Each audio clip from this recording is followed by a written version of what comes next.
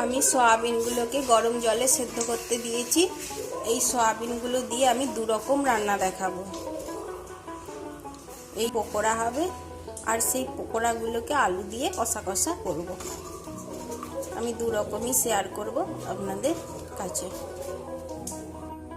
Soybean pakora বানানোর জন্য আমি সয়াবিনগুলোকে গরম জল থেকে তুলে ঠান্ডা জলে ধুয়ে নিয়ে নিয়েছি। এইভাবে টিপে টিপে জলগুলো বার করে নিয়েছি।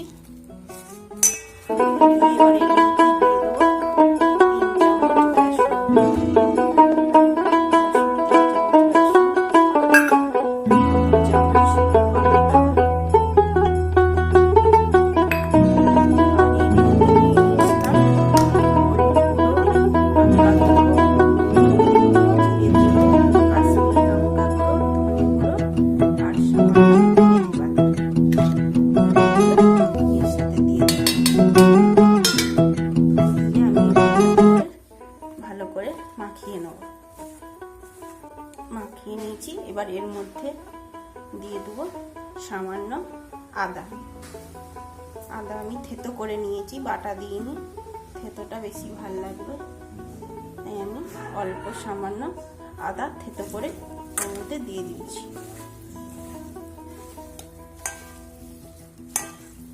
বেশ দেখুন মাখাটা পুরো এরকম হবে। জল দেবো না, কেন এই সয়াবিনের মধ্যেই সেদ্ধ জলের সাথেই ভালোভাবে মাখানো হয়ে গেল। এরপর আমি একটা কড়াতে তেল গরম করতে দিয়েছি। এবার ওই গরম তেলের মধ্যে এগুলো ছেড়ে দেবো।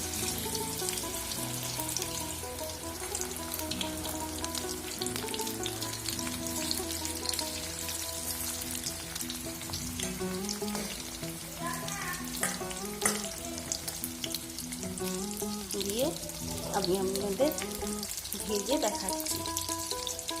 এই দেখুন সয়াবিনের পকোড়া তৈরি। এইরকম গরম গরম খেতেও ভালো লাগবে এবং গরম গরম সস দিয়ে খেতে খুবই ভালো লাগবে। আপনারা চাইলে শুধুও খেতে পারেন।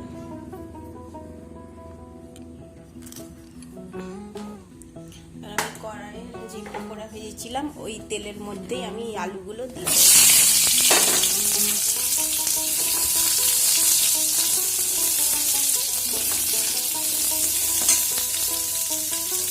আলুগুলো লাল লাল করে ভেজে নেব। আমি সয়াবিন আলু যে কষাটা বানাবো তাতে আমি নিয়ে নিলাম টক দই। এবার এই টক দইটাকে ভালো করে ফেটিয়ে নিয়েছি।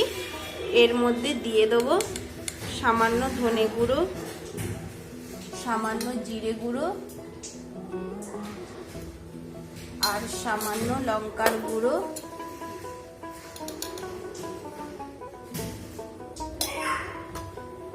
সামান্য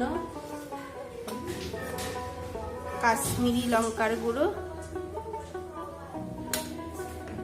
আর এতে দিয়ে দেবো সামান্য হলুদ।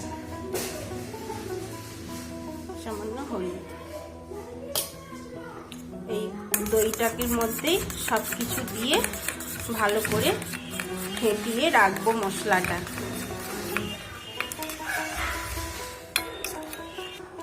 এরপর আরেকটা বাটি নিয়েছি।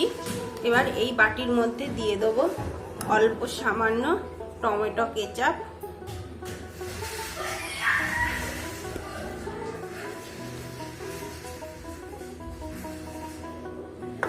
অল্প সামান্য টমেটো কেচাপ নিয়েছি। আর দেবো সামান্য সয়া সস,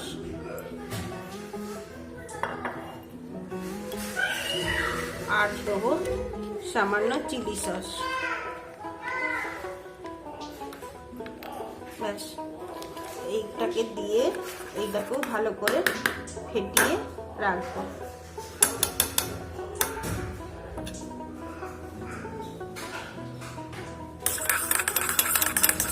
তিনটেকে ভালো করে মিশিয়ে রাখবো। আমি এই রান্নাটা নিরামিষ দেখাচ্ছি। অনেকেই তো চিলি সয়াবিন করে থাকেন এইভাবে, আমি এইভাবেই চিলি সয়াবিনের মতনই রান্না করব নিরামিষ, তাতে পেঁয়াজ রসুন কিছু করবে না। এইভাবে টক দই, এই সস আর এই মশলা দিয়ে বানাবো। তারা পেঁয়াজ রসুনের তরকারি খান না, তারা এইভাবে বানিয়ে দেখবেন, খুবই ভালো লাগবে খেতে।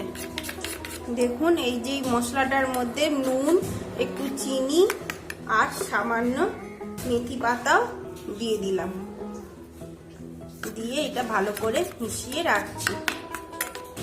তখন নুন চিনিটা দেওয়া হয়েছিল না, তাই আর একবার এটার মধ্যে নুন চিনি আর মেথি পাতা দিয়ে মিশিয়ে রাখলাম।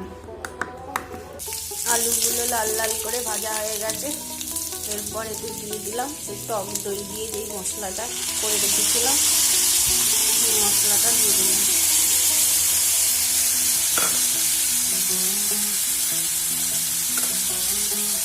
তার মধ্যে দিয়ে দিলাম কুচানো টমেটো আর সামান্য আদা।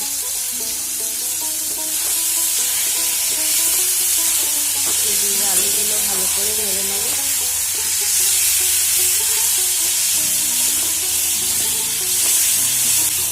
এই আলুগুলো ভালো করে কষিয়ে সেদ্ধ করে নেব। দেখুন আলুগুলো একেবারে সেদ্ধ হয়ে গেছে। এরপর আমি এতে দিয়ে দেবো এই যে পকোড়াগুলো, সয়াবিনের যে পকোড়ার মতো ভেজে রেখেছিলাম, এবার এইগুলো আমি ওই আলুর মধ্যে দিয়ে দেবো।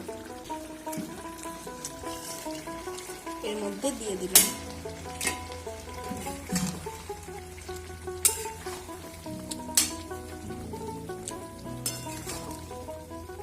গ্যাসটা সিম করে দিলাম, দিয়ে পকোড়া আলুগুলো ভালো করে মিশিয়ে নেব। এরপর এতে যে tomato sauce, soya sauce, chilli sauce করে রেখেছিলাম সেইটা দিয়ে দেবো। ভালো করে একটু জল দিয়ে ধুয়ে সেই জলটাও দিয়ে দেবো।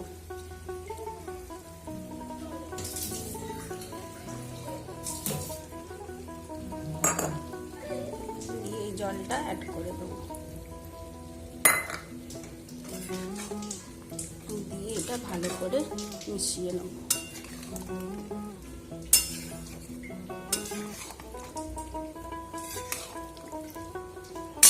এটা আপনারা আলু না দিয়ে খালি সয়াবিনটাও রান্না করতে পারেন, কিন্তু আমাদের আলুটা বেশি ভালো লাগে তাই আলু দিয়েছি। এরপর এটা হালকা ফুটে গেলে আমি ক্যাপসিকাম কিছুটা হালকা তেলে ভেজে রেখেছিলাম, এটা দিয়ে দেবো। দিয়ে এটা মিশিয়ে নেব। ব্যাস, এটা মিশে গেছে। এরপর আমি একটা বাটিতে একটু কর্নফ্লাওয়ার নিয়ে গুলে রেখেছি, কর্নফ্লাওয়ারটা দিয়ে দেবো। দিয়ে এবার এটা হালকা নেড়ে ব্যাস নামিয়ে দেবো। এই যে কর্নফ্লাওয়ারটা দিয়ে দিলাম, দিয়ে আমার একদম এই সয়াবিন আলু কষা রেডি। আপনারা এরকম খালি সয়াবিনগুলোও রান্না করতে পারেন।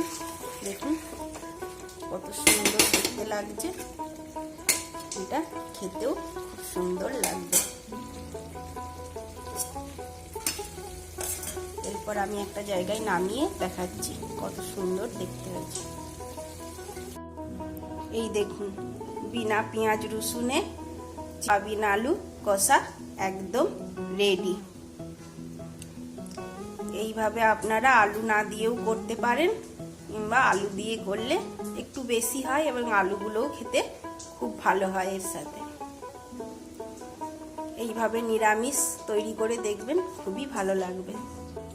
আপনাদের রান্নাটা ভালো লাগলে আমার চ্যানেলটা সাবস্ক্রাইব করে নেবেন।